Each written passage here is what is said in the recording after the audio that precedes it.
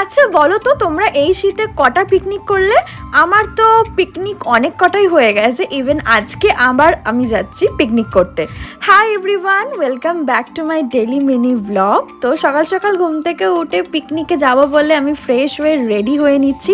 এখানে আমি আমার স্কিন কেয়ার কমপ্লিট করে রেডি হয়ে একেবারে বেরিয়ে গেছি বাড়ি থেকে। পিকনিকের ওখানে যাচ্ছি, আর পিকনিকটা হচ্ছে সুস্মিতাদের বাড়ির ঠিক পাশেই। আর এটা হঠাৎ করেই সবকিছু ঠিকঠাক হয়েছে, মানে আগের দিনকে ঠিক হয়েছে আর পরের দিনকে একেবারে রেডি হয়ে বেরিয়ে পড়ছি পিকনিকের জন্য।